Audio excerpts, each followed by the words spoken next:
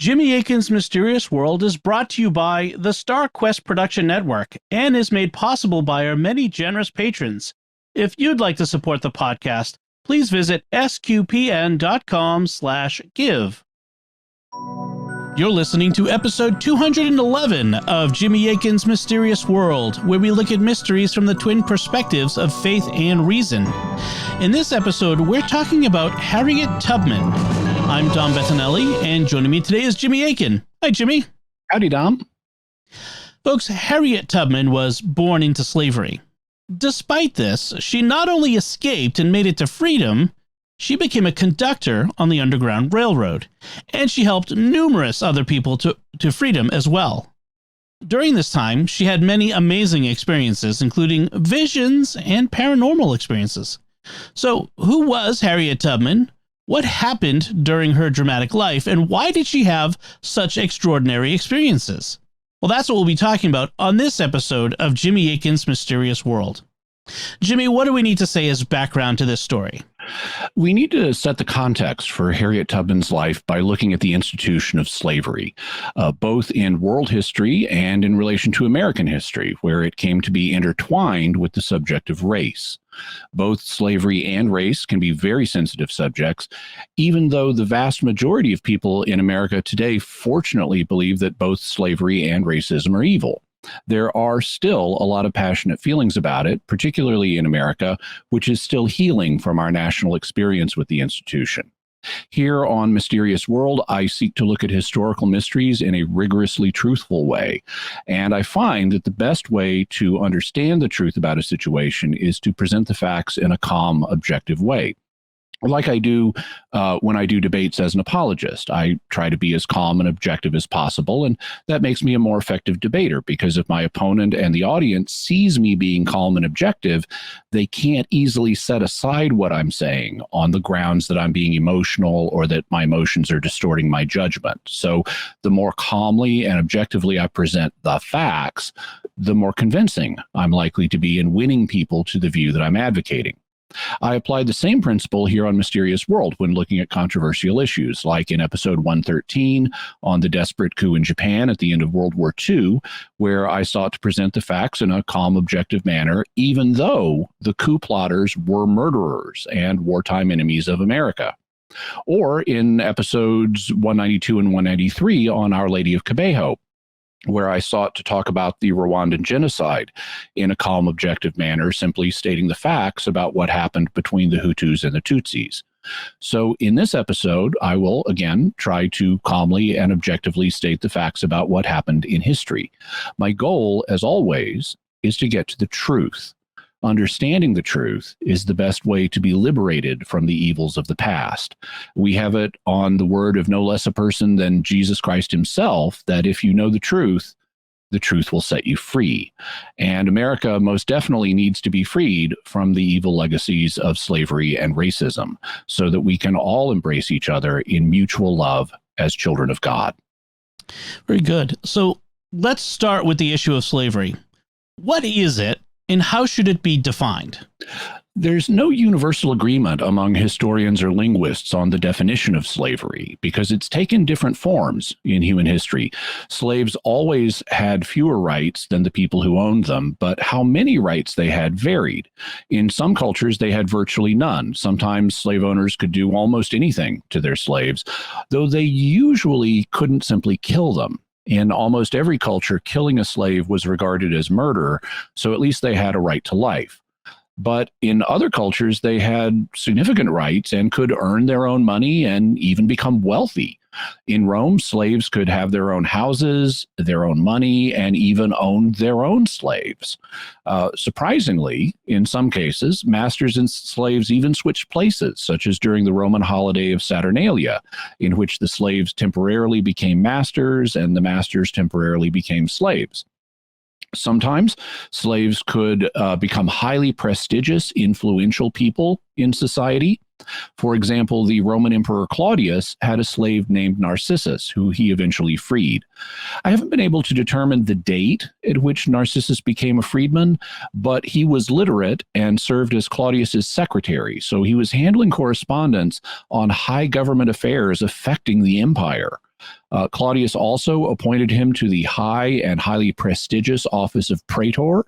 And because of his influential positions, Narcissus became a wealthy man with a personal fortune of around 400 million sesterces. That would be something like $4 billion today, though it's really hard to compare the value of Roman money to today's money. So the conditions of slaves have varied across world history, both during the period of their servitude and after they became freedmen. Are there any conditions that applied to slaves worldwide? It seems to me that three conditions are virtually universal. First, slaves were not members of the family that owned them. Second, slaves were expected to perform some kind of work or provide some kind of service. And third, they were legally tied to their owners so that they couldn't just quit and find another job. I just propose a basic definition of slavery as an arrangement in which a non-family member is required to do work and is not legally allowed to quit. Why is the fact slaves were not family members important? Because historically, most families were so poor that they needed everybody to pitch in and do work just in order to keep the family fed. Since the agricultural revolution in the Neolithic period, most people have been farmers until recently, and on farms, children are expected to perform chores like watching the flocks, feeding the animals, milking the animals, collecting the eggs, helping plant the crops, helping harvest the crops, and so on. But people recognize that having family members do these things is in a different moral category than slavery. Families are bound together by natural law, and natural law indicates that they need to help each other to survive. So if the parents give life to the children and help educate them, protect them, and keep them fed, it's legitimate if the family needs the children to help out. So it's legitimate for the parents to require the children to do their chores and help the family survive. That's morally different than taking a stranger and forcing him to do labor on behalf of the family. Similarly, husbands and wives in families both have jobs they need to do for the family, and they can't simply quit these jobs. Someone is not living up to their responsibilities as a husband or a wife if they are able to help the family and simply refuse to do so. So whether they viewed slavery as moral or immoral, people have always recognized that members of families are in a different category than slaves, a slave being someone who is not a family member and yet is required to do work on the behalf of the family and who can't quit. Under that definition, some forms of slavery would still exist today, wouldn't they? Most definitely. In fact, in some parts of the world, slavery continues to be legal. We'll have a link to where you can read about that. In other parts of the world, slavery is illegal, but still takes place as a criminal activity due to human trafficking rings. And in other places, a kind of de facto slavery exists, even if it doesn't go by that name. For example, governments may draft people into the armed forces, in which case the conscripts are required to do military work, in wartime or otherwise, on behalf of the nation, and they're not allowed to quit until their term in the armed forces is up. And in prisons, convicts can be required to do work if they're medically able, and they're not allowed to quit until their prison term is up. Both of those would technically be forms of slavery, and people don't typically consider them wrong. Individuals have a responsibility toward the country that provides them with safety and economic opportunity, and many countries have deemed it appropriate to have a mandatory form of national service, including military service. Similarly, if an individual has harmed society, been convicted of his crimes, and is now being given free room and board in a prison where he can't further harm society, then many people would say he should do what work he can to make a contribution to the society he harmed, including to help pay something toward his upkeep. And so the 13th Amendment of the U.S. Constitution, which was passed after the Civil War, states, "Neither slavery nor involuntary servitude, except as a punishment for crime whereof the party shall have been duly convicted, shall exist within the United States or any place subject to their jurisdiction." So, some forms of compulsory servitude still exist today, though they're in a different moral category than taking an innocent stranger and forcing him to do labor for you. How widespread has slavery been in history, and when did it start? Slavery goes back to prehistoric times, though it may not go all the way back through human history because it's uncommon in hunter-gatherer societies. It does exist in some of them, but it's not common, so it may not go all the way back. Instead, it may be, or at least its popularization, may be the result of the agricultural revolution that began in the Neolithic period or New Stone Age. At this point, the development of agriculture meant that people started living in settled communities and producing more food.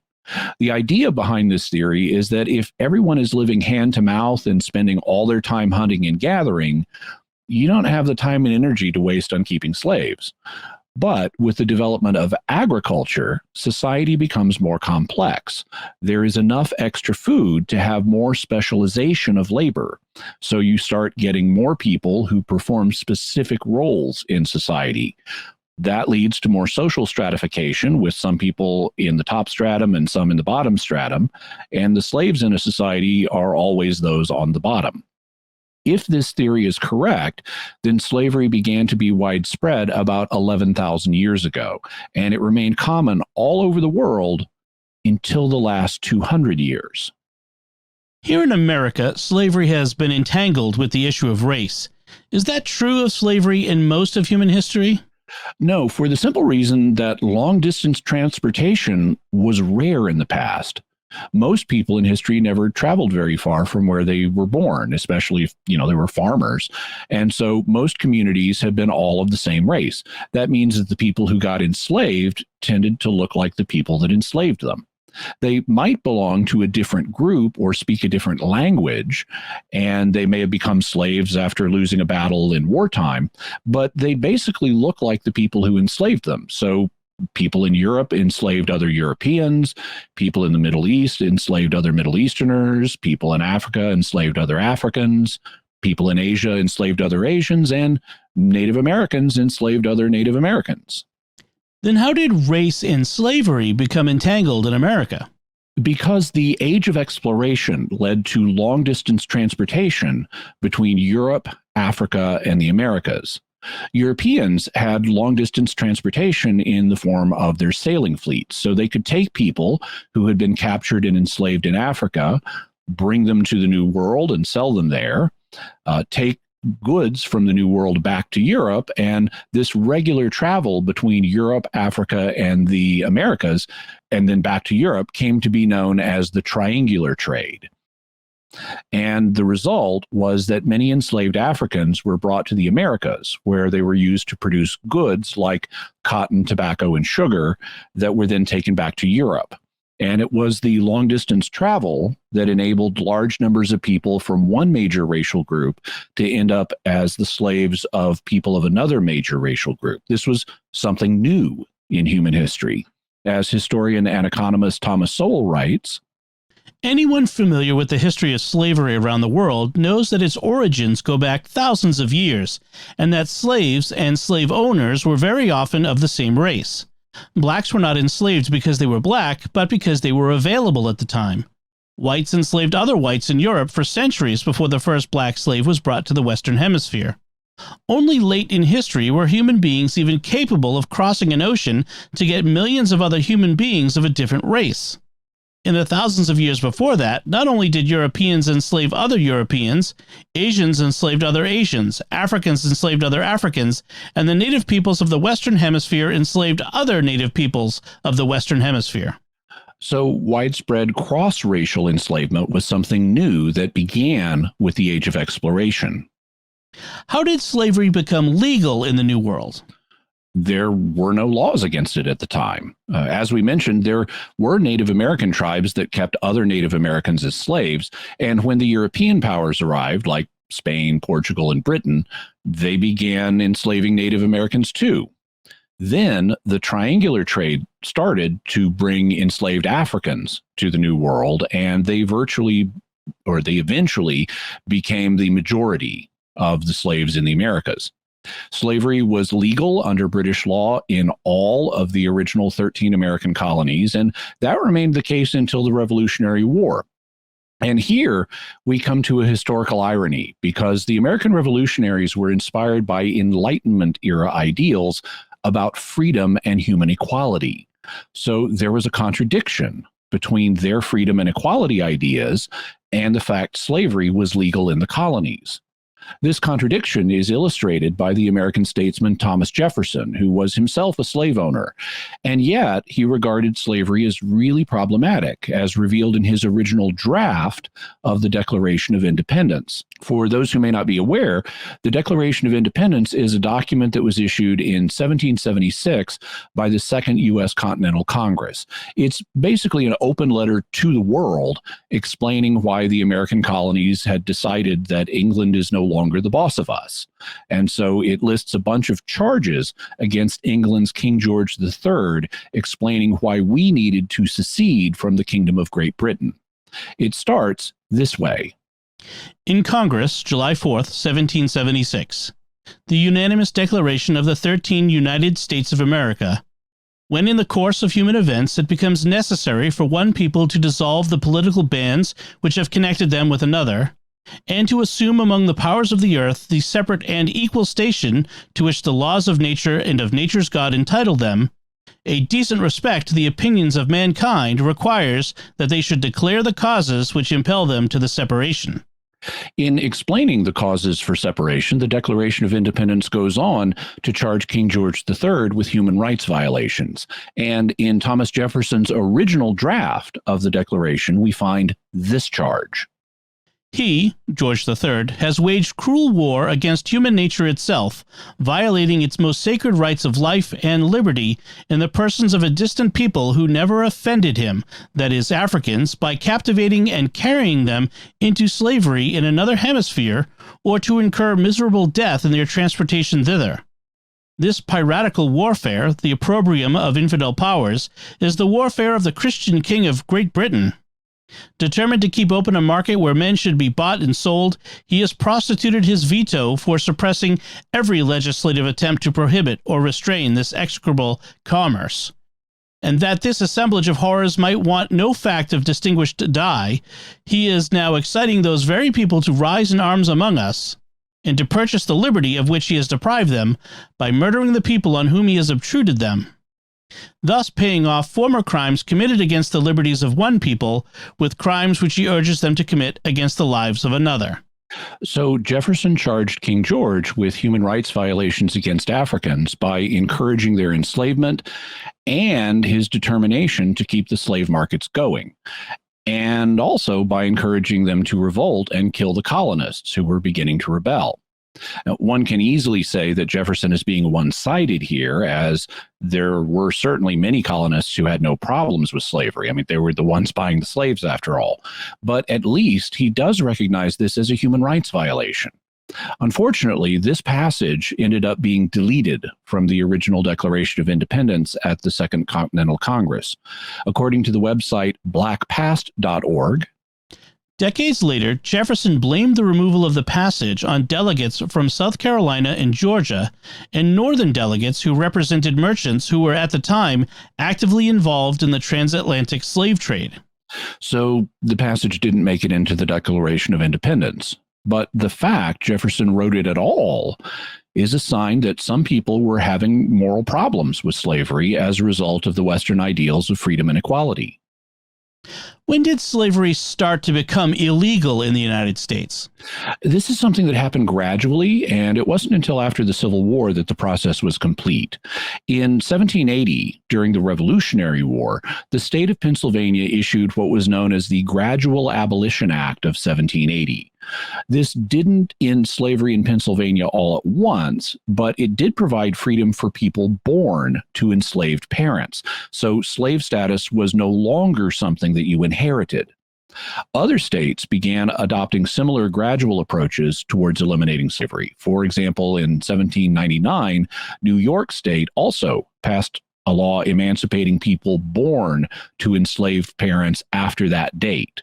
But it wasn't until 1817 that they made the decision to emancipate everyone. And even then, they enacted a 10-year waiting period. So it wasn't until 1827 that New York State's Emancipation Day arrived. Other states in the North were doing similar things, though slavery persisted in the southern states. At this period in American history, did the fact that someone was of African descent automatically mean that they were a slave? No, in fact, there were a growing number of free individuals, and there were two ways of gaining freedom. The first was emancipation, which is when a government steps in and frees someone from slavery. And the second was manumission, which is when the slave's owner frees him. Between emancipation and manumission, there were a growing number of free Black people. In the North, some of these were due to the emancipation efforts of the states, and in both North and South, some individuals had been manumitted by their owners. This happened especially during the Revolutionary War, when many slaves were freed by their owners in order to fight the British. If you were willing to fight for the freedom of the colonies, you could get your freedom too. And slaves continued to be freed after the war. For example, even though slavery was still legal in Virginia, the first American president, George Washington, decreed in his will that all his slaves, all the ones he owned, were to be freed upon the death of his wife, Martha. And some free individuals, both North and South, had been born free because their parents were free. So being of African descent did not automatically make you a slave. Slavery, rather than freedom, was the most common condition for people in America of African descent at the time. But there was a population of free Blacks, as they were called, and this population was growing. Now, this is a delicate question, but did some of these individuals also own slaves? Yes. Unfortunately, the idea that there was anything wrong with slavery was still just catching on, and it was a minority view even in the Western world. There were abolitionists or people who wanted to abolish slavery. Many of them were of European descent, like the people who passed the emancipation laws in the northern states, and some were Southerners of European descent who also favored abolition. And needless to say, many slaves of African descent also very much wanted to see slavery abolished for obvious reasons. I mean, if you were enslaved, you'd be highly likely to want to see slavery abolished. But not everyone of African descent felt that way.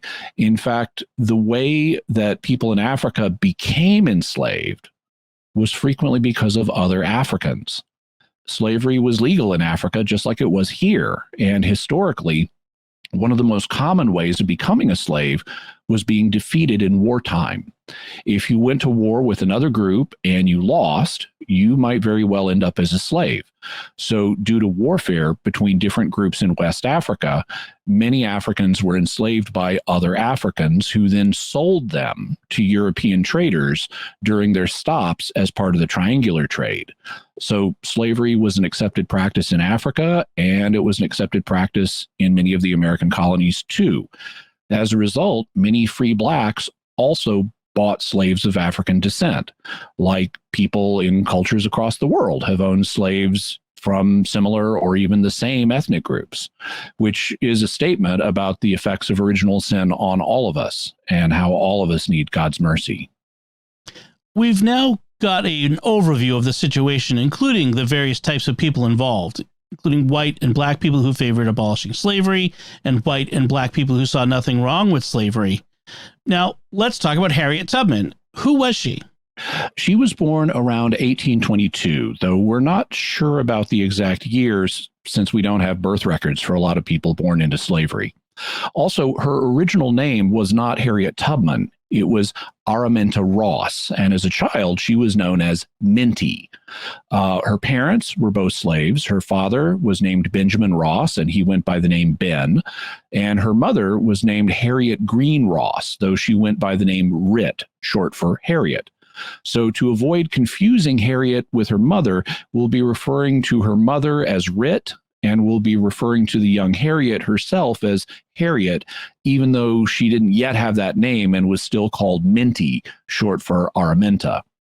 Together, Ben and Rit Ross had 9 children, so Harriet had 4 brothers and 4 sisters. They lived on a plantation in Dorchester County, Maryland, and Ben was considered a skilled woodsman, so he managed the timber operations for his owner's property. He did so well at it that he was freed when he turned 45 in 1840, and he continued to work now as a freedman as the timber estimator and foreman for the family. Ben thus joined the growing free black population in Maryland, which was much larger than you might guess. By the outbreak of the Civil War, there were almost as many free blacks in Maryland as there were slaves, between 80 and 90,000 of each.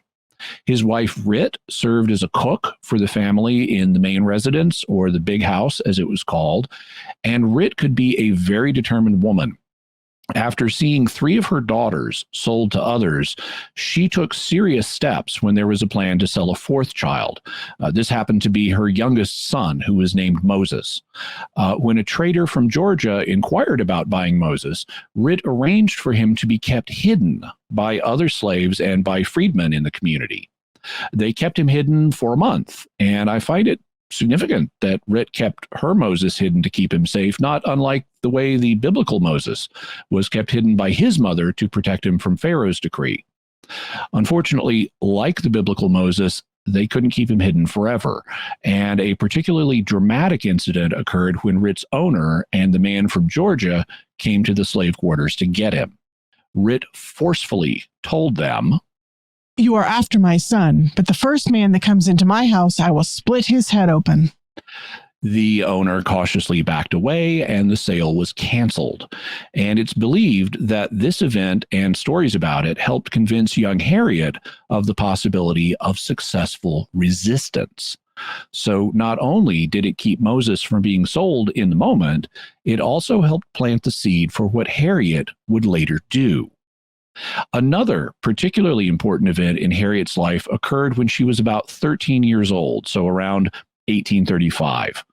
When she was in her early teens, Harriet was hired out to work as a field hand on a nearby farm. In her book, Bound for the Promised Land, author Kate Larson explains, Tubman had been hired out for her clothing and food to the worst man in the neighborhood. It was in the fall, a busy time on farms, and Tubman was assigned to break flax in the field. My hair had never been combed, and it stood out like a bushel basket, Tubman recalled. And when I'd get through eating, I'd wipe the grease off my fingers on my hair, and I expect that there hair saved my life. One night, Tubman and the plantation's cook went to a nearby store to purchase a few items for the house. A slave belonging to a local farmer named Barnett left his work without permission and was pursued by his overseer to the store. When the overseer found the young slave, he ordered Harriet to help him tie the slave down. Tubman refused, and the slave broke free and ran away. The overseer caught up a 2-pound weight from the counter and threw it at the fugitive, but it fell short and struck Harriet a stunning blow on the head. Tubman later told Emma Telford that I had a shoulder shawl of the mistress's over my head, and when I got to the store, I was ashamed to go in. The last thing she remembered was the overseer raising up his arm to throw an iron weight at one of the slaves, and that was the last I knew. She remembered vividly how the weight broke my skull and cut a piece of that shawl clean off and drove it into my head. They carried me to the house, all bleeding and fainting. I had no bed, no place to lie down at all, and they laid me on the seat of the weaving loom, and I stayed there all that day and next. So after the injury from the iron weight, she lay on the seat of the loom for 2 days before being able to get up and move. Receiving no medical attention, Tubman was returned to the field. I went to work again, and there I worked, with the blood and sweat rolling down my face till I couldn't see. Disabled and sick, her flesh all wasted away, she was returned to her owner, Edward Brodus. He attempted to sell her, but no buyer was interested in purchasing a wounded slave. They said they wouldn't give a sixpence for me, Tubman later recalled. She eventually recovered from the wound, or at least she sort of recovered, because even once the cut itself healed, it left a permanent scar, and that wasn't the only lingering effect. In fact, there seemed to have been 2 others. Apparently, as a result of being hit with the iron weight, she received a traumatic brain injury that produced an ongoing physiological effect. specifically on her ability to remain focused and alert as she began to experience spells where she kind of shut down for a minute in the middle of whatever she was doing. Kate Larson explains, Thereafter, Tubman was often subject to unexpected episodes of lethargy, coming upon her in the midst of conversation or whatever she may be doing and throwing her into a deep slumber from which she will presently rouse herself and go on with her conversation or work.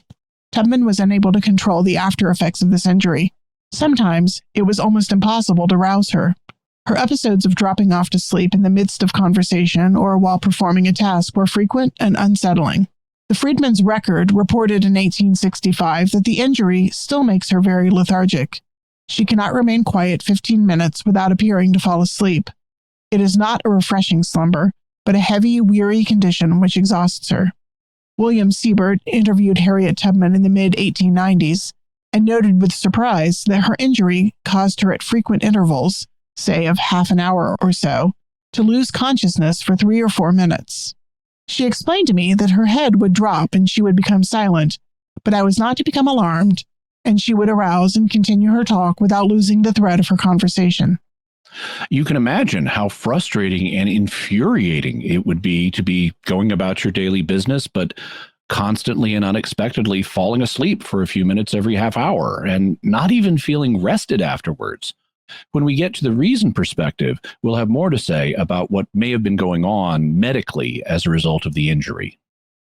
You said the injury had a second long-term effect. What was that?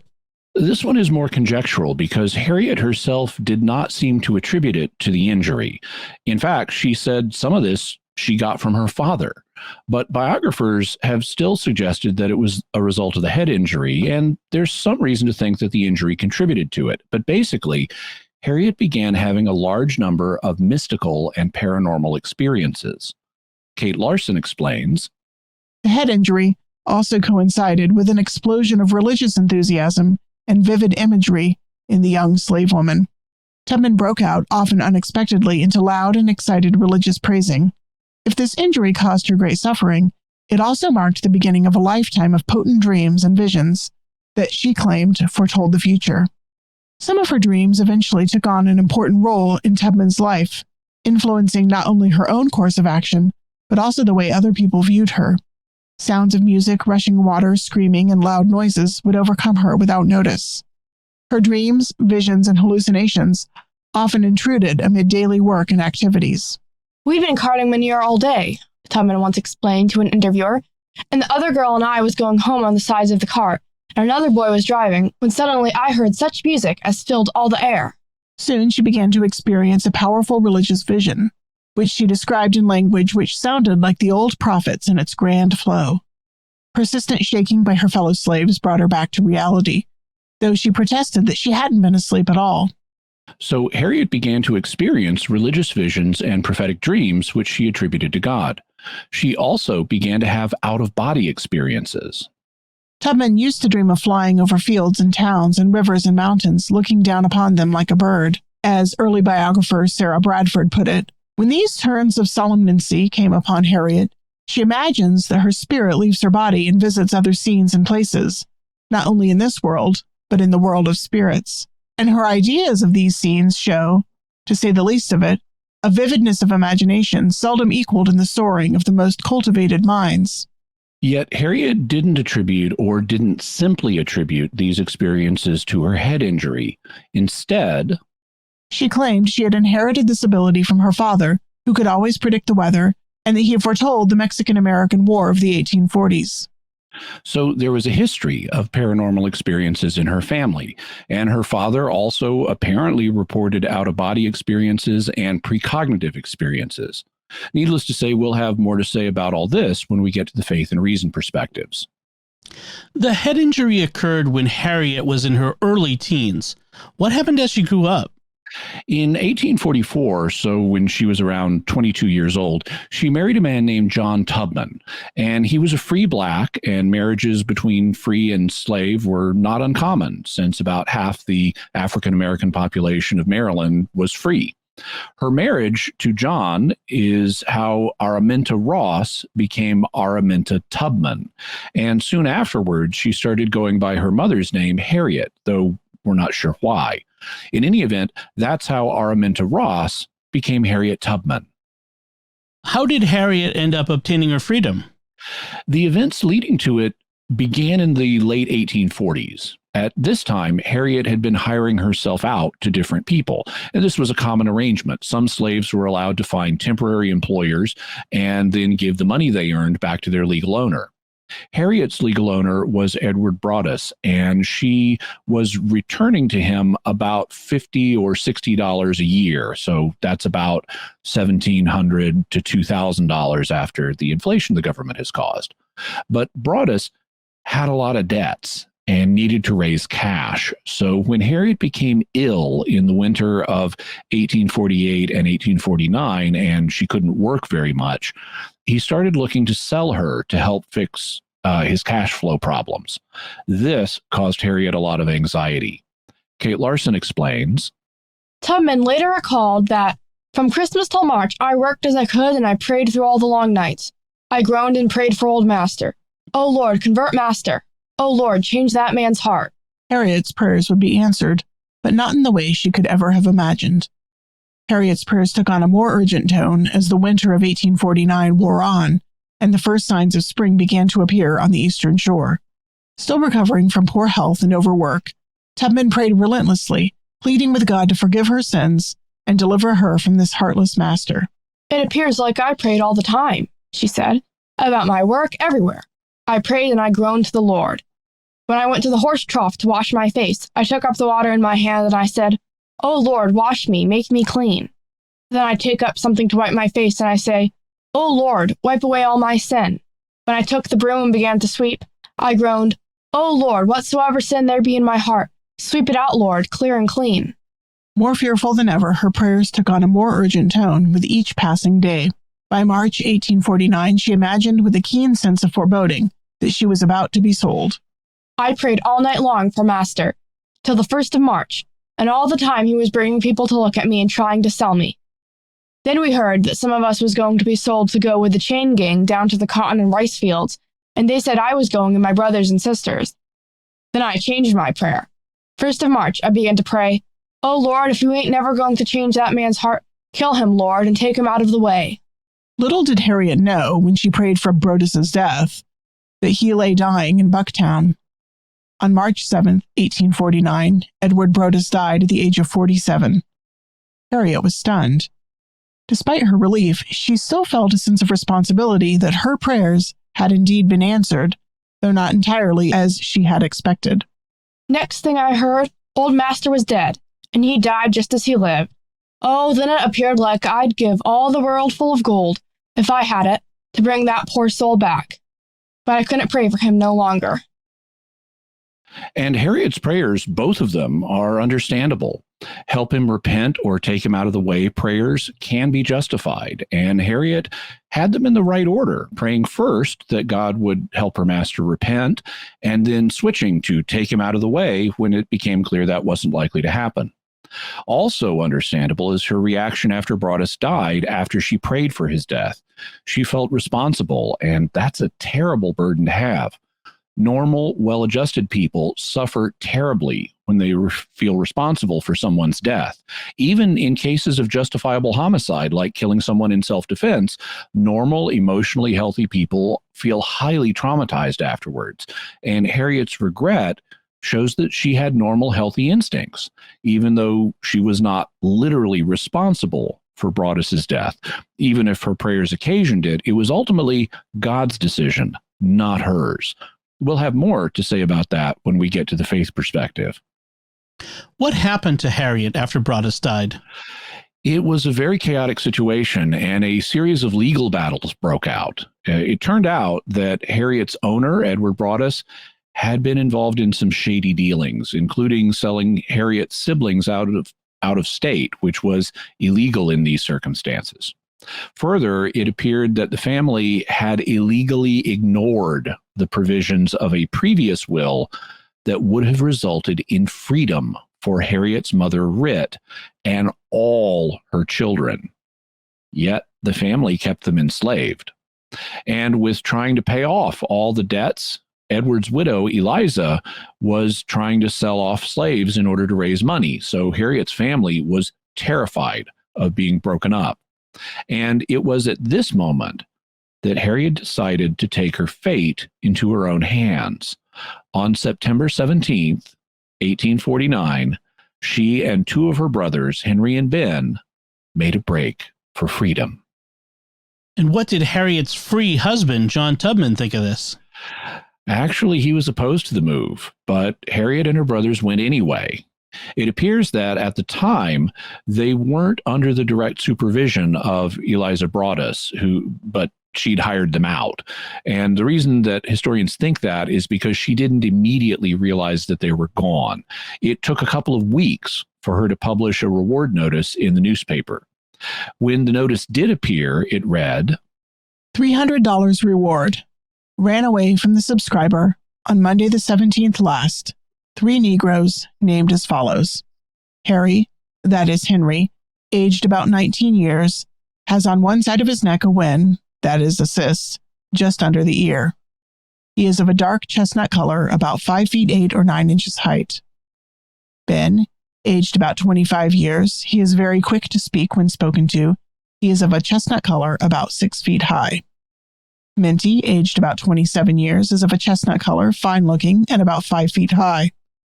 $100 reward will be given for each of the above named Negroes if taken out of the state, and $50 each if taken in the state.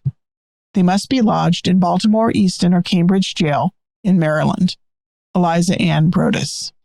That $300 reward would be worth about $11,000 today, which is a substantial sum for Mrs. Broadus to offer given her money troubles.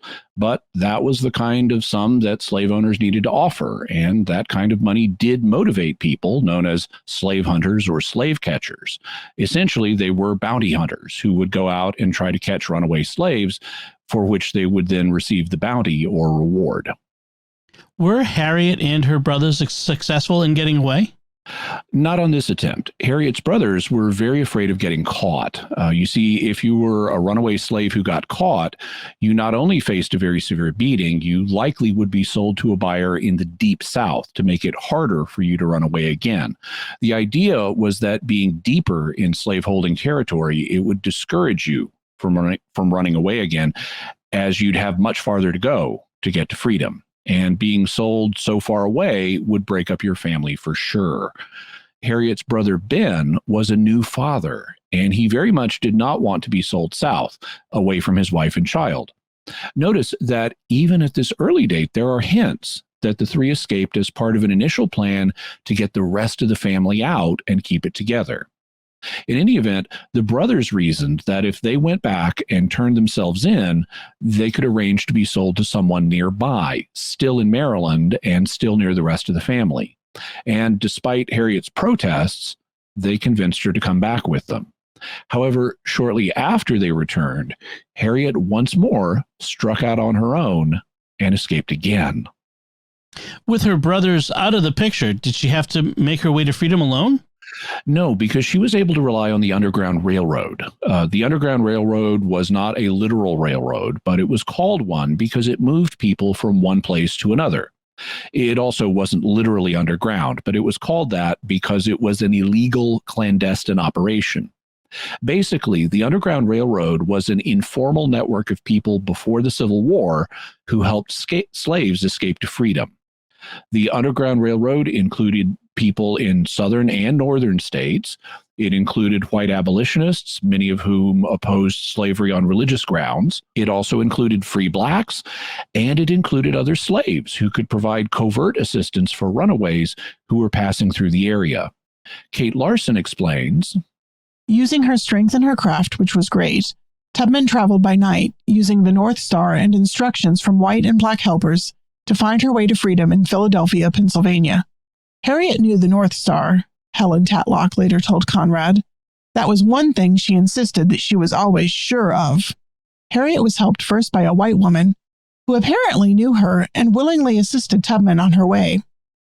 Helen Tatlock, a friend of Tubman's later in her life, remembered Tubman telling her that she confided her plans to a white woman who lived in the area. Tatlock thought the woman was a Quaker because it was Quakers who then gave escaping slaves the most aid. Tubman gave this unidentified woman a coveted bed quilt. She could not give it to another slave, as that person would soon come under suspicion for knowing of Tubman's plans to run away. This white woman gave Tubman 2 names and directed her to the first person on the way, who would then help her onto the second. So as you made your way to freedom, you would be given the name of one contact, who would then give you the name of your next contact and directions for how to get there. You'd often be traveling by night, on foot, in the woods or swamps in order to avoid the slave catchers. And if everything went well, you'd eventually make your way to the border of a free state, a state where slavery was illegal, and then cross into it. Or you'd get out of the United States altogether. Depending on where you started your journey, the nearest free location might be Mexico or one of the free Caribbean islands. Unfortunately, in 1850, Congress passed a strengthened fugitive slave law that required Northern officials to assist slave catchers. And so the Underground Railroad would help you make your way to Canada, where you'd be beyond the reach of U.S. law. But that was the year after Harriet escaped, so she didn't have to deal with that. She only needed to go 90 miles to get to the Pennsylvania line, which she did. And then she crossed it into freedom. When I found I had crossed that line, Tubman later recalled, I looked at my hands to see if I was the same person. There was such a glory over everything. The sun came like gold through the trees and over the fields, and I felt like I was in heaven. And Harriet didn't want to keep the gift of freedom to herself, so she quickly became a conductor on the Underground Railroad. On a train, the conductor is the person who is responsible for the passengers and who accompanies them on their journey from one place to another. Conductors on the Underground Railroad were guides who went into slave territory, helped you escape, and then accompanied you on your way to freedom. Harriet became a conductor, and during the 1850s, she made around 13 trips back to Maryland to help get people to freedom. All told, she accompanied and conducted about 70 people to freedom, and she also gave instructions to 50 or 60 more who ended up making their way to freedom. As part of her activities, she also became involved with prominent abolitionists, including Frederick Douglass. Douglass also was born into slavery in Maryland, but he escaped and became a prominent leader and literary figure. A number of years ago, I read one of his autobiographies, which is called A Narrative of the Life of Frederick Douglass. It's extremely insightful, and if you haven't read it, I highly recommend it. He later wrote 2 more biographies. We're not 100% sure, but the evidence we have suggests that Harriet and a group of escaped slaves stayed at his house as one of the Underground Railroad stops on their way to Canada. In his 3rd autobiography, The Life and Times of Frederick Douglass, he wrote about how he also worked for the Underground Railroad. He was both a conductor and a station master, which meant that he used his home as a station house, another railroad term, in this case signifying a house where you would be hidden as a runaway slave on your way to freedom. You thus might stay in Douglass's home in Rochester, New York, on your way to Canada. Douglass wrote, "One important branch of my anti-slavery work in Rochester was as station master and conductor of the Underground Railroad passing through this goodly city. Secrecy and concealment were necessary conditions to the successful operation of this railroad, and hence its prefix, Underground. My agency was all the more exciting and interesting because not altogether free from danger. I could take no step in it without exposing myself to fine and imprisonment, for these were the penalties imposed by the fugitive slave law for feeding, harboring, or otherwise assisting a slave to escape from his master.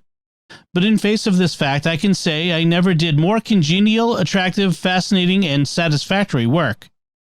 True, as a means of destroying slavery, it was like an attempt to bail out the ocean with a teaspoon, but the thought that there was one less slave and one more free man brought to my heart unspeakable joy. On one occasion I had 11 fugitives at the same time under my roof, and it was necessary for them to remain with me until I could collect sufficient money to get them on to Canada. It was the largest number I ever had at any one time, and I had some difficulty in providing so many with food and shelter. And the evidence suggests that this group of 11 was one of the groups that Harriet helped guide from Maryland to Canada. You mentioned earlier that there were indications Harriet and her brothers were hoping to help other family members escape after they made their own way to freedom. Was Harriet ever able to do this? Yes, in fact, she was able to liberate many of her family members. For example, in 1854, she got word that Eliza Broaddus was planning to sell 3 of her brothers, Robert, Ben, and Henry, over the Christmas holiday. And she arrived just in time on Saturday, December 24th, or Christmas Eve. The auction was scheduled for 2 days later on Christmas Monday. Christmas was a good time for the escape, as slaves were allowed to celebrate the holiday, so they weren't being watched as closely. This was a particularly heart-wrenching event for multiple reasons. One of them was that Harriet was going on to the plantation where her parents lived, and Harriet hadn't seen her parents, Ben and Rit, in 5 years. She was sure that if her mother saw her, she'd be so excited that she'd be likely to make so much of a commotion that it would draw attention and possibly get them caught. So through intermediaries, Harriet let her father, Ben, know what was going on, and they didn't let Rit know. Ben was a very religious man, and so he took an unusual step at this point. He knew that he would be asked about the escapees afterwards, and so he decided to use a mental reservation with the slave catchers later on. Kate Larson explains, Ben gathered some food for the hungry and weary runaways and brought it to the fodder house. Using every caution, he passed food to them, taking care not to see his children. Ben knew that he would be asked if he had seen them when the slave catchers came looking, and he cleverly decided he could tell them that he truly had not seen them. It was very hard for Ben, though. He had not seen his daughter Harriet since she'd run away, and now she was there with her brothers, ready to run north, leaving him and Rit behind. He checked on the group several times on Christmas Day, and by nightfall they were rested, well-fed, and ready to start their journey. Harriet and her brothers took a moment to peer through the cabin window. There Rit sat by her fire with a pipe in her mouth, her head on her hand, rocking back and forth as she did when she was in trouble, and wondering what new evil had come to her children. Sadly, they turned their faces north, not knowing if they would ever see their dear mother again. Ben tied a handkerchief tight over his eyes, and 2 of his sons taking him by each arm, he accompanied them some miles upon the journey. They then bade him farewell and left him standing blindfolded in the middle of the road. When he could no longer hear their footsteps, he took off the handkerchief and turned back. Later, though, Harriet came back and brought her parents north as well. At this time, both of them were free, but they still lived in Maryland. Ben had been freed when he turned 45, and in 1855, Ben purchased Rit's freedom by paying Eliza Broaddus $20, or $750 today. The price was so low because Rit was elderly at this point. But in 1857, Harriet got word that her father was in danger of being arrested because he'd helped 8 runaway slaves as part of the Underground Railroad. So Harriet came back to Maryland and helped her elderly parents come north. She ended up conducting them all the way to St. Catharines, Ontario, where there was a community of former slaves, including her brothers and many other members of her family. How effective was Harriet as a conductor on the Underground Railroad? Extremely effective.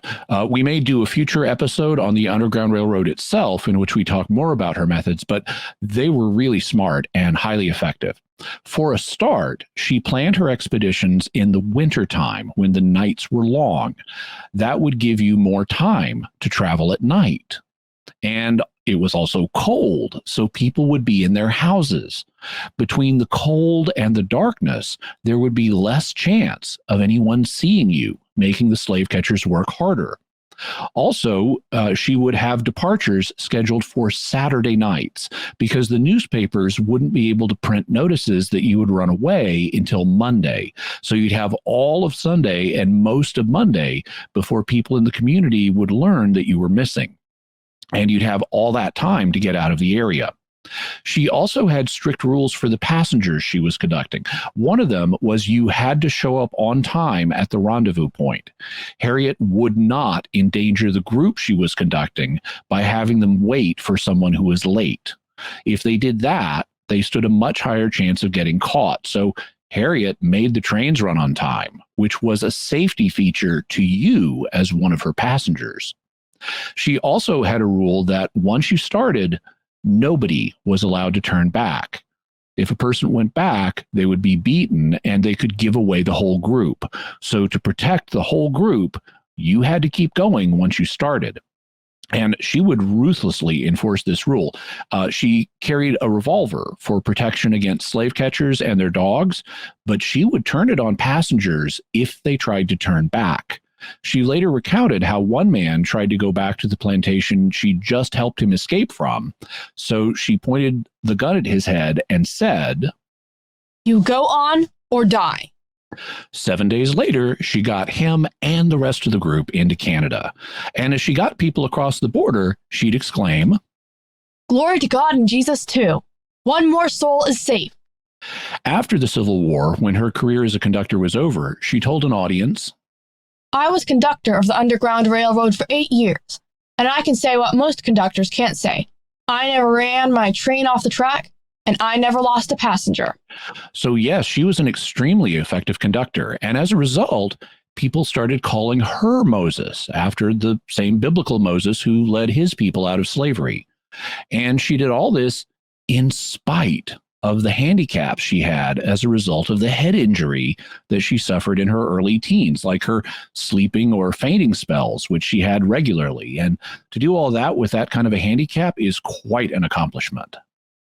Is Harriet Tubman known for things besides her work on the Underground Railroad? Yes, around 1858, she began having a recurring prophetic dream. She thought she was in a wilderness sort of place, all full of rocks and bushes, when she saw a serpent raise its head among the rocks.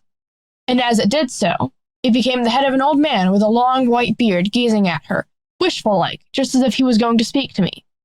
And then 2 other heads rose up beside him, younger than he. And as she stood looking at them, and wondering what they could want with her, a great crowd of men rushed in and struck down the younger heads. And then the head of the old man, still looking at her so wishful.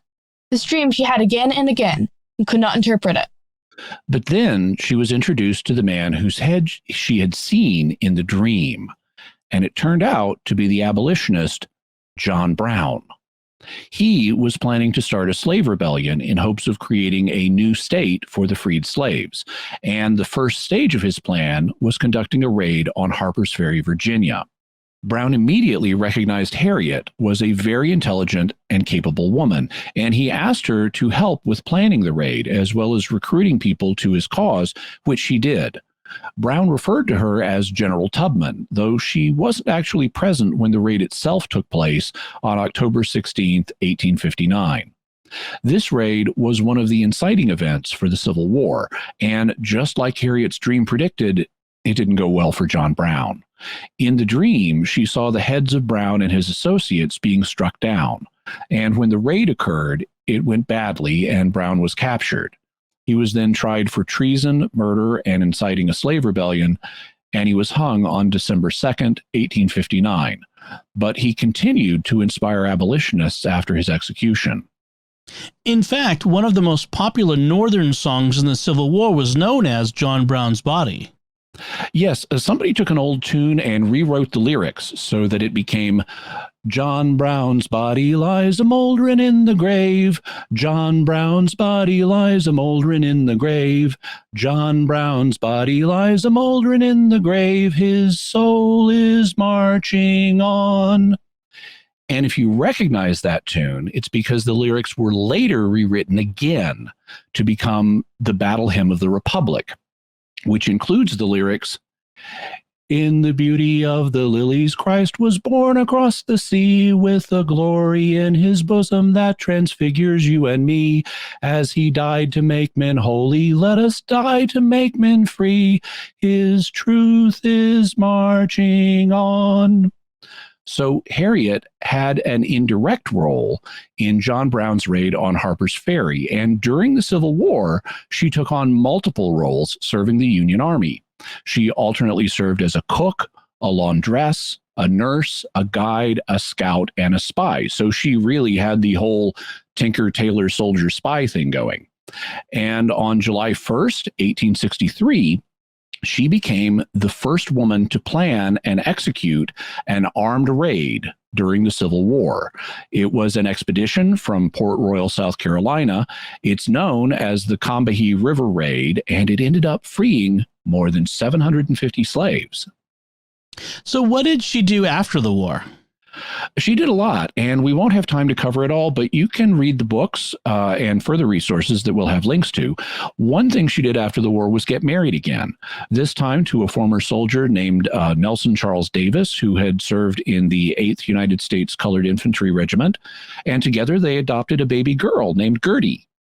Although Harriet had money problems, she engaged in humanitarian work. One of the things she did was found an elder care facility known as the Harriet Tubman Home for the Ages. She also was a suffragette, meaning she was an activist in favor of giving women the right to vote, and she worked alongside other famous suffragettes like Susan B. Anthony. And as she continued to have problems with her childhood head injury, she underwent brain surgery in the late 1890s at Boston, Massachusetts General Hospital, near where you live, Dom. That's right. She did not receive anesthesia during the surgery. She had seen soldiers in the Civil War biting on bullets while their limbs were amputated. And so despite the fact she was in her late 70s, she also literally bit the bullet during the procedure. And it helped. As she later said, I just laid down like a lamb before the slaughter, and he sawed open my skull and raised it up, and now it feels more comfortable.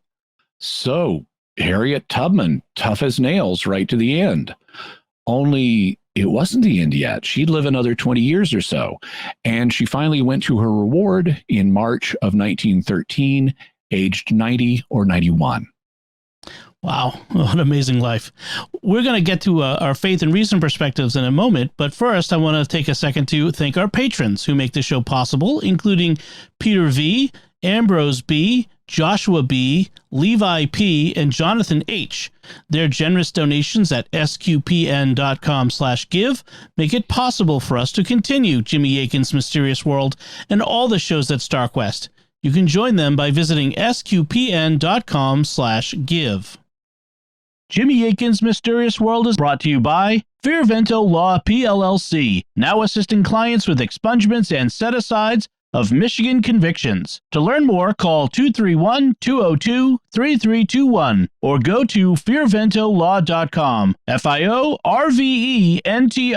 law.com. Jimmy Akin's Mysterious World is also brought to you by DeliverContacts.com, offering contact lenses at low prices with free delivery. Visit DeliverContacts.com. So, Jimmy, what can we say about today's story from the reason perspective? Well, let's start with slavery and racism. Well, obviously, both of them are horrible. Slavery is evil and racism is evil. And thank God we no longer have slavery in America and that it's been ended in most of the rest of the world. And we should be aware of why it ended after having been so common for so many thousands of years, because some people try to paint America and the West in general as if they were uniquely evil in this regard, but that doesn't correspond to the facts of history. As Thomas Sowell points out, strange as it seems to us today, 100 years ago, only Western civilization saw anything wrong with slavery. And 200 years ago, only a minority in the West thought it was wrong. Africans, Arabs, Asians, and others not only maintained slavery long after it was abolished throughout the Western Hemisphere, they resisted all attempts of the West to stamp out slavery in their lands during the Age of Imperialism. Only the fact that the West had greater firepower and more economic and political clout enabled them to impose the abolition of slavery, as they imposed other Western ideas on the non-Western world. Those who talk about slavery as if it were just the enslavement of blacks by whites ignore not only how widespread this institution was and how far back in history it went, they also ignore how recently slavery continued to exist outside of Western civilization. While slavery was destroyed in the West during the 19th century, the struggle to end slavery elsewhere continued well into the 20th century, and pockets of slavery still exist to this moment in Africa. While the Western world was just as guilty as other civilizations when it came to enslaving people for thousands of years, it was unique only in finally deciding that the whole institution was immoral and should be ended. So rather than being uniquely world villains in this regard, America and the West actually exported the idea that slavery needs to be banned across the world. When it comes to racism, it is intrinsically evil. All of us are God's children, and we need to treat each other as brothers and sisters. God doesn't care about your skin color any more than he cares about your hair color or your eye color. We shouldn't care about such cosmetic matters any more than God does. What counts isn't what you look like, it's what's in your heart. Do you love God? Do you love your neighbor? With neighbor understood as every single one of your fellow human beings. Those are the two great commandments on which everything else depends. Consequently, I'm a big fan of Martin Luther King's I Have a Dream speech, in which he said, "Even though we face the difficulties of today and tomorrow, I still have a dream. It is a dream deeply rooted in the American dream. I have a dream that one day this nation will rise up and live out the true meaning of its creed. We hold these truths to be self-evident, that all men are created equal.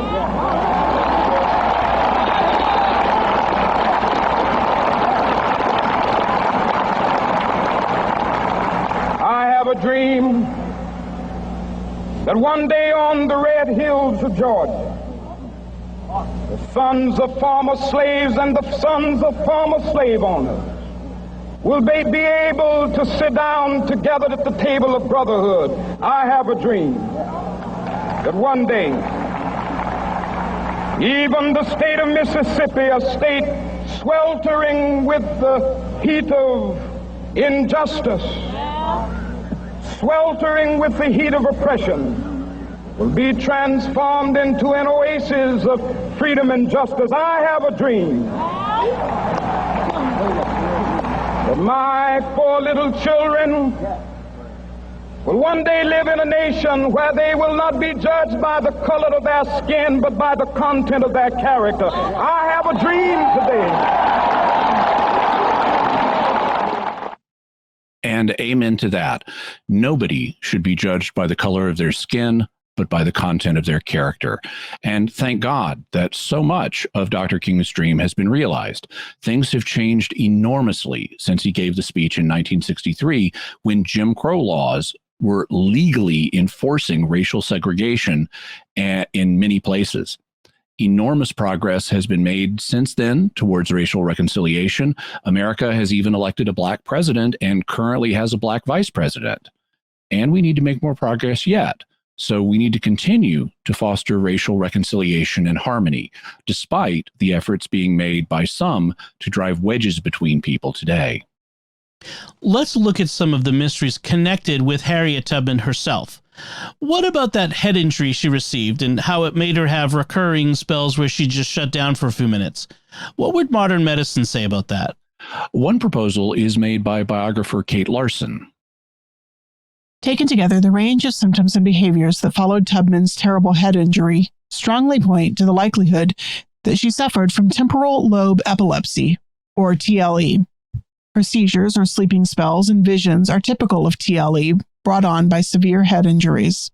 Furthermore, the bright lights, colorful auras, disembodied voices, states of tremendous anxiety and fear, alternating with exceptional hyperactivity and fearlessness, and dreamlike trances while appearing to be conscious, followed by the episodes of overwhelming and crippling fatigue that Tubman experienced, are classic symptoms of temporal lobe epilepsy. TLE visions often have religious overtones, a phenomenon Tubman experienced throughout her life. The temporal lobe of the brain is down low and towards the back. It's not the complete back of the brain, that's the occipital lobe, but it's kind of where your ears are, as well as a little behind the ears. Epilepsy, of course, is a condition in which there's abnormal electrical activity in the brain. It's famous for causing seizures, epileptic seizures, though not all forms of epilepsy do this. Temporal lobe epilepsy is thus abnormal electrical activity in the temporal lobe. Larson continues, Harriet's frequent periods of semi-consciousness with an inability to speak, hyperreligiosity, paranormal experiences, and recurrent nightmares appear to have become integrated into the young woman's personality, a phenomenon not unknown in TLE. Unlike other forms of epilepsy, temporal lobe seizures do not include convulsions. In fact, the temporal lobes are associated with the sensory regions of the brain, which include smell, taste, vision, and hearing, memory, and emotions, and therefore the seizures most often affect these sensory activities. Tubman's religiosity was unquestionably rooted in powerful Methodist evangelical teachings and was also a mystical and deeply personal spiritual experience. But it may have been enhanced by the epiphany-like manifestations of TLE seizures. Some of her dreams reflect the out-of-body encounters reported by some TLE patients. When I encountered this possible diagnosis for Harriet, the very first thing I did was Google causes of temporal lobe epilepsy. And sure enough, right at the top of the list was severe traumatic brain injury. So the 2-pound iron weight that gave her the head injury could indeed have caused her to have TLE. And its symptoms are consistent with what she later experienced, including the periods where she'd simply shut down and appear to sleep for a few minutes. TLE often does not cause convulsions, but it can cause people to suddenly become unresponsive or lose consciousness. When that happens, it usually only lasts for 1 to 2 minutes, and they may feel tired for 15 minutes afterwards, which may account for why Harriet and others said these spells did not seem to be restful sleeps. So I think the diagnosis of trauma-induced temporal lobe epilepsy sounds very credible. What about her visions, premonitions, and out-of-body experiences? Could those be a product of TLE? They could, and they may well have been, but we need to be careful here. First, she reported that her father also had out-of-body experiences and precognitive experiences, like predicting the Mexican-American War.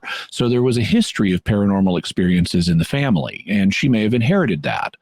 Though the temporal lobe epilepsy may have made her have such experiences even more frequently than she would have otherwise had.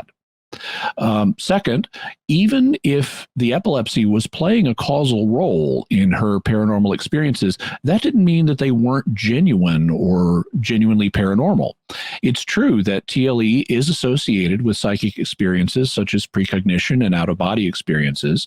Temporal lobe epileptiform activity has also been associated with recurrent spontaneous psychokinesis, or poltergeist activity, which we discussed in episode 195. So regardless of whether the paranormal experiences Harriet had were caused by epilepsy or not, we'd still have to take them seriously and see whether they genuinely involved psychic functioning. It could be that the brain injury affected her neurology in a way that made her more psychic than she otherwise would have been. So what does the evidence suggest in this case? I'm afraid I don't have a good list of her paranormal experiences that I can examine, but I would note that her recurrent precognitive dream about John Brown was dead on the money. She did meet John Brown, who looked like the head in her vision, and he did want something from her to help with his cause. And she reported that the head in her dream looked at her wishful-like, just as if he were going to speak to me. Like the head in her vision, he did have associates, in this case, who were younger than he was, just like in the dream. He was trying to start a slave rebellion, and slave owners might well have regarded him as what you see in the dream, a snake rising up from the ground to surprise you. Also in the dream, he and his associates were struck down by a crowd of men, and John Brown's rebellion failed, and he was hung from the gallows. Finally, I'd note another thing that could be evidence for psychic functioning on her part, assuming you believe in psychic functioning. A common theory in parapsychology is known as the super psi hypothesis. Basically, it's the idea that we all use subconscious, low-level psychic functioning to help us navigate our lives all the time. And highly successful people may have more subconscious psychic functioning than others, allowing them to navigate their environment better and be more successful. We talked about that theory in episode 198 in one of my interviews with parapsychologist Dr. Edwin May. So if you think psychic functioning is possible, and if the super psi hypothesis is true, maybe Harriet was so successful as a conductor because she had enhanced psychic functioning, allowing her to subconsciously detect dangerous situations when she was a conductor on the Underground Railroad and then avoid those situations. Perhaps that's part of why, unlike other conductors, she never had a mission that fell apart and she never lost a passenger. Switching to the faith perspective, what about the religious side of this? Could her highly religious behavior be due to temporal lobe epilepsy? I don't know about this one. In the first place, I really hesitate to diagnose anybody as hyper-religious and then blame it on a physical condition. I don't know that Harriet should be considered hyper-religious at all, as opposed to just a devout Christian woman. It's more than 100 years since she died, and it's really hard to diagnose something like this since we can't interview her. Even if it turned out that the epilepsy did enhance her religious feelings, which were already there before the accident, that doesn't take away from her having genuine faith and devotion to God. Her faith and devotion were still real, even if her level of feelings had been heightened as a result of the accident. What about her paranormal experiences, like precognitive dreams and out-of-body experiences? Harriet didn't attribute these to psychic functioning, but to God. No, but the two options are not mutually exclusive. To paraphrase St. Thomas Aquinas, grace perfects nature. So if psychic functioning exists, it's because God would have built it into human nature, as we discussed in episode 79 on religion, magic, psychic phenomena, and science. And perhaps the head injury enhanced Harriet's abilities in that regard, and God then used them to help liberate people from slavery. These things aren't in competition. I've talked on the show before about how I regularly have what could be regarded as precognitive experiences. I'll often find myself researching or thinking about an obscure subject, and then within 48 hours, I'm asked about it professionally as an apologist. It happens often enough that I've thought for years that maybe God is giving me a nudge to learn about something immediately before I need that knowledge. And as I've learned more about parapsychology, I've come to recognize that it could be God is using precognition to help me become aware of something I'll need to know about in order to help someone. So these options aren't mutually exclusive.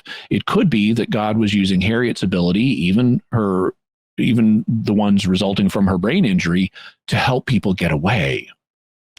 One of the things Harriet worried about was the fact that she had prayed for her master to die, and when he did, she regretted it because she could no longer pray for him. Is that true? No, it would have helped Harriet if she realized that she could continue to pray for his soul even after his death. As Pope Benedict XVI stated, God is outside of earthly time, and so it's never too late to pray for anyone. You can listen to episode 208 on time travel prayer for more information on that. So even once he died, Harriet could pray for the soul of her owner, either that he would be swiftly purified on his way to heaven, or that before he died, he repented of his sins and died in God's grace. Is there anything else we should say from the faith perspective? One thing I'd like to call listeners' attention to is the book of Philemon. Because of when the Bible was written, slavery was an accepted social institution, and it had been for thousands of years. People weren't about to give it up, just like the Pope today can't snap his fingers and make nations all over the world ban abortion. But the Bible does recognize slavery as a natural evil. It's a bad thing to be a slave. And the Bible contains provisions to help make the situation of slaves easier. Thus, the Old Testament contains passages protecting the rights of slaves. So, for example, if a master beats a slave so that he's permanently injured, even just having a tooth knocked out, he has to let the slave go free on account of the tooth. That's in Exodus 21:27, if you want to look it up. And in the New Testament, Paul reassures slaves of their status in God's eyes. In 1 Corinthians 7, verses 21 and 22, he writes, Were you a slave when you were called? Don't let it trouble you, although if you can gain your freedom, do so. For the one who was a slave when called to faith in the Lord is the Lord's freed person. Similarly, the one who was free when called is Christ's slave. So Paul assures slaves and gives a hint to masters that slaves and masters are the same in God's eyes. God doesn't favor either over the other. We're all equal to God. In 1 Timothy 1:10, Paul is giving a list of people who are in grave sin, and among them he lists andrapodistes, which is Greek for man-stealers. It's commonly understood that this is a reference to people who kidnap others and sell them into slavery, or to slave traders more generally. But the place I want to call listeners' attention to, so Paul considers that a grave sin, but the place I want to call listeners' attention to specifically is the book of Philemon. It's the shortest book in the New Testament, being only 25 verses long, or at least it's, I should say, the shortest of all of Paul's epistles. And it's a letter Paul wrote to a man named Philemon, who was one of Paul's converts to Christ. Paul is writing Philemon about his runaway slave, who was named Onesimus. Onesimus had fled from Philemon and gone to Rome, where he met Paul and became a Christian. But Onesimus's status as a runaway slave was precarious. So Paul is sending Onesimus back to Philemon to address the situation, but he makes an impassioned plea on Onesimus's behalf, writing, Although I have great confidence in Christ to order you to do what is proper, instead I appeal to you because of love, since I am such a one as Paul, now an old man and also a prisoner of Christ Jesus. I am appealing to you concerning my child, whom I became the father of during my imprisonment, Onesimus. Once he was useless to you, but now he is useful to you and to me, whom I have sent back to you himself, that is, my heart, whom I wanted to keep with me, in order that he might serve me on behalf of you during my imprisonment for the gospel. But apart from your consent, I wanted to do nothing, in order that your good deed might be not as according to necessity, but according to your own free will. For perhaps because of this, he was separated from you for a time, in order that you might have him back forever, no longer as a slave, but more than a slave, a beloved brother, especially to me, but how much more to you, both in the flesh and in the Lord. If, therefore, you consider me a partner, receive him as you would me. But if in anything he has caused you loss or owes you anything, charge this to my account. I, Paul, write this with my own hand. I will pay it back, lest I mention to you that you owe me even your very self besides. Yes, brother, I ought to have some benefit of you in the Lord. Refresh my heart in Christ. Confident of your obedience, I am writing to you because I know that you will do even beyond what I say. Notice how Paul is really laying it on. He reminds Philemon that Paul, is an old man, that he's suffering in prison for the sake of Jesus, how Onesimus is now his spiritual son, and he says is as dear to him as his own heart, and how Philemon owes Paul his own soul, since Paul was the one who brought him to Jesus. So when he gets there, don't hold his runaway status against him. Paul says he will personally pay anything Onesimus owes. He says, receive him as you would receive me. So Philemon should treat Onesimus just like he would treat Paul. He says not to regard him as a slave anymore, but as a brother in Christ. And he says he wants Philemon to send Onesimus back to him, and that he is confident that Philemon will do even more than what he says. As a result, many scholars have concluded that what Paul is doing in this letter is asking Philemon to manumit Onesimus, to give him his freedom. Don't think of him as a slave anymore, but as a brother. Send him back. Do even more than I'm asking. That can certainly sound like Paul is trying to arrange Onesimus's freedom. Whether or not that understanding is correct, this inspired book of the Bible is all about compassion for a runaway slave. And because it's inspired, it has God as its ultimate author. So think about that. An entire book of the Bible about God's compassion for runaway slaves. And that is a good note to end on. So, Jimmy, what is your bottom line here? Harriet Tubman was an amazing woman. She was born not just in poverty, but in slavery. She was brutally treated and received a head injury that gave her a disability for the rest of her life. And despite all that, she not only managed to free herself, but numerous others, including members of her own family. She was one of the most successful conductors on the Underground Railroad. And after the war, she continued to do humanitarian work, including founding an old folks home and becoming an activist for women to have the right to vote. She was a devoutly Christian woman who believed that God was guiding her on her mission, and who knows, he may have been using psychic functioning as part of helping her help herself and others. In any event, her legacy is so great that there are even discussions of putting her on the American $20 bill. One of the proposed designs I don't find particularly impressive. It's just a standard staid portrait of her, like what you see on other dollar bills. But there are other unofficial and better designs. One of them has her holding her revolver as well as a lantern to help guide you on your way to freedom. But my favorite, which I think captures her spirit the best and is the coolest of the designs, has her holding up her revolver in one hand while reaching out to you dramatically with the other hand. It visually communicates the message, come with me, take my hand, I'll protect you, let's go. And I think that is the best of all the designs. So, Jimmy, what further resources can we offer to the listener and the viewer? We'll have a link to Kate Larson's book, Bound for the Promised Land, which is a modern biography of Harriet Tubman. Also, we'll have a book called Hauntings of the Underground Railroad about more paranormal experiences with the Underground Railroad. We'll have Sarah Bradford's book, Scenes in the Life of Harriet Tubman, and Sarah Bradford's other book, Harriet Tubman, The Moses of Her People.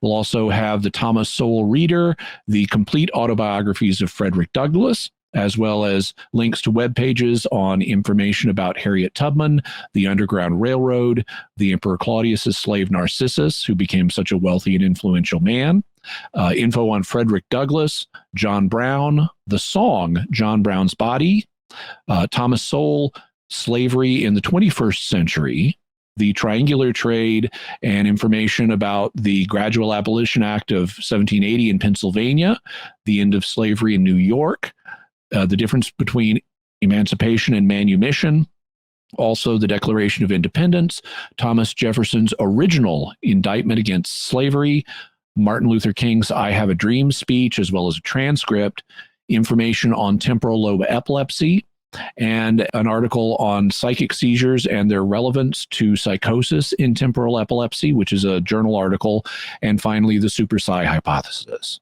Excellent. So, Jimmy, what do we have for mysterious headlines this week?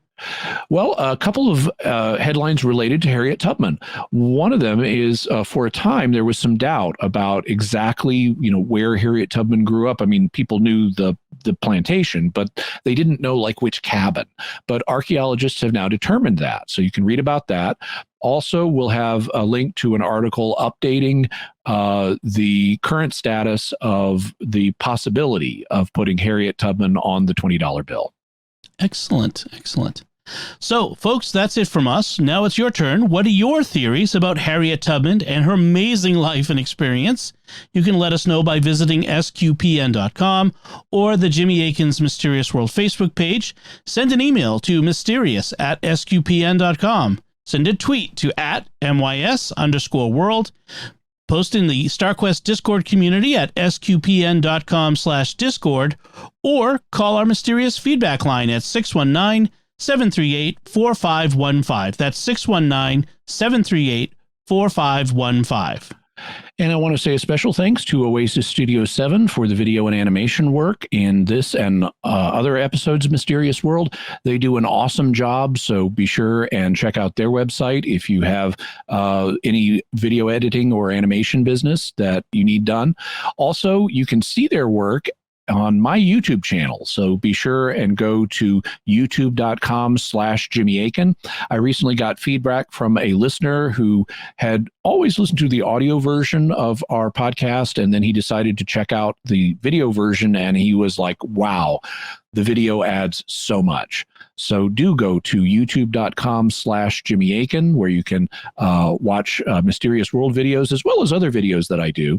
And while you're there, I am trying to grow my YouTube channel, so I'd really appreciate it if you subscribe and hit the bell notification so that you'll get a notification whenever I have a new Mysterious World or other video coming out. So, Jimmy, what's our next episode going to be about? Well, last week we heard about the living apparition of Marin County, where an elderly woman in one location was manifesting as a little girl in another location. This week we heard about Harriet Tubman having out-of-body experiences where her body was in one place, but she seemed to be somewhere else. The phenomenon of being in one place but appearing in another is called bilocation. And it happens in a variety of circumstances, both paranormal and religious, including with Christian saints like Padre Pio. So next week, we'll be looking at bilocation from both the paranormal and religious perspectives, what may explain it, and what it's like for the person who's bilocating. Excellent. As a parent, sometimes I wish I had that ability, but maybe not. And we'll talk about that next time. Folks, be sure to get your very own Mysterious World t-shirt, mug, and more in our merchandise shop at sqpn.com/merch. You can find links to Jimmy's resources from our discussion and links to the mysterious headlines on our show notes at sqpn.com/mysterious. And remember, to help us continue to produce the podcast, please visit sqpn.com/give. Jimmy Akin's Mysterious World is brought to you in part through the generous support of our sponsors, including Aaron Ferguson Electric and Automation at aaronv.com, AARONV.com, making connections for life for your automation and smart home needs in North and Central Florida.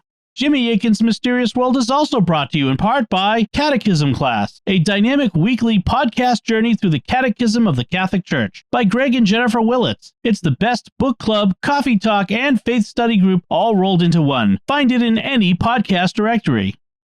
Until next time, Jimmy Akin, thank you for exploring with us our mysterious world. Thanks, Tom. And once again, I'm Dom Bettinelli. Thank you for listening to Jimmy Akin's Mysterious World on StarQuest.